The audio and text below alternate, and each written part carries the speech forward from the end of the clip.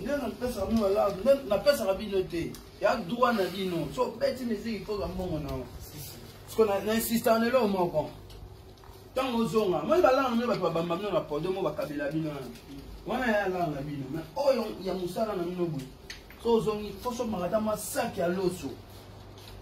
opesi na palin mare père bandeko balie ntango baotya na bapriere wana baloba merci orchestre esani eyemata yo mo mpe mambo ezofungwama okomprendre okozanga nango na motu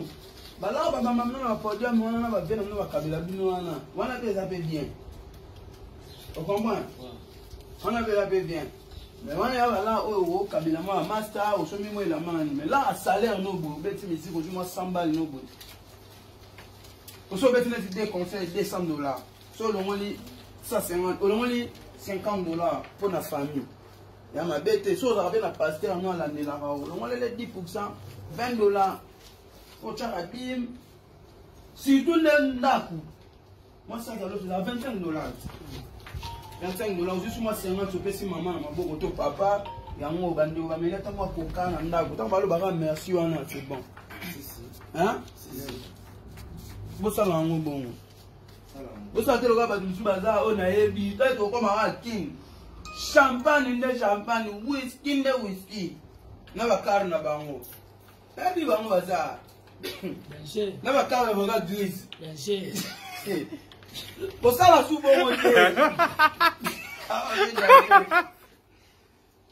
soko ndenge otondo futa su te yongo mona te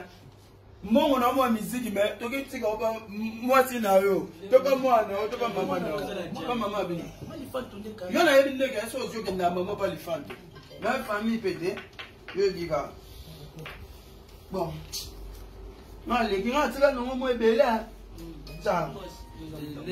à part mosusu wana natika nango mo ebele à part sur ono tofina concert samedi donc là on va besoin de sac mo alo so nga besoin de 15 sac alo pour la famille